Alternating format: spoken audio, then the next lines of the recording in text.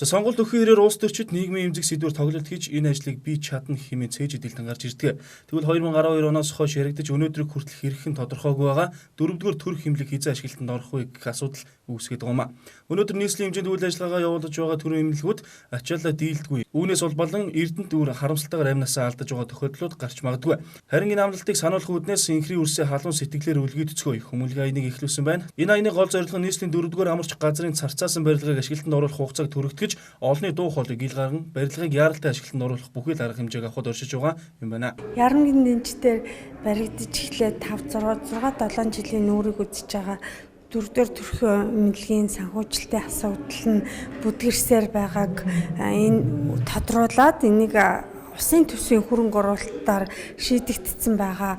Одоо нийтдээ 25.4 тэрбум төгрөг байсаар байтал энийг хувийн хвшил оролцуулаад концесс гэсэн нэрийн доор хувьчлагдах эрсдэлтэй алхам хийж байгаа. Засгийн газрын байр суурийн эсрэг бид олон нийтийн санал асуулга авч байгаа. Үүний дараа 3 сарын ихээр бол жагсаал цуглаан зохион байгуулад өнөөдөр төр засаг яагаад төмөн олны эрх ашигыг уландаа гიშгэж дөрөөс хийсэн салхинд хийсэн асар их мөнгө 18 тэрбум 707 сая төгрөгөөр 13 онд ашиглалтанд орох байсан эдий ч гэсэн уг барилга 50% зарцсан гэхэд 9.7 тэрбум нь салхинд хийсэн байгаа. Асуудлаар бид авилгатай тэмцэх газар 8 сарын 11-нд өгсөний үндсэн дээр жил гаруй хоцолцсны үндсэн дээр 1.9 тэрбум нь эрүүл мэндийн спортын яамны дансанд шүүхээс буцаа олголт ороод ирсэн байна. 2015 оны 10 сарын сүүлээр орж ирсэн талаар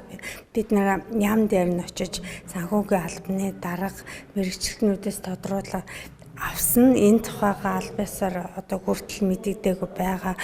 Бид одоо энэ эмнэлгийг ашиглалтанд оруулах талаар жил гарны хугацаанд ажил болгож хөөцөлдөж байгаагийн хувьд үүнийг ард иргэдтэй мэдээлж байгаа. Төсөл хэрэгжснээр нийслэлийн аслагдсан дүүргийн болон хаан уул дүүргийн нутаг дэвсгэрийн төрөх эхчүүд нэраа хүүхдэд эрүүл мэндийн тусламж үйлчлэгийг чанартай хүртээмжтэй хүргэх нөхцөл бүрдэж 580 хүн ажлын байраар хангагдах юм байна. Уг эмнэлэг нь 2012 онд баригдаж эхэлсэн бөгөөд за улсын төсвөөс тухайн онд 18 тэрбум 707 сая төгрөгийг хөрөнгө оруулж ирсэн байна. За 2013 онд ашиглалтанд орох байсан хэдий ч одоо хүртэл ашиглалтанд ороогүй байгаа хэмээн мэдгдсэн юм а.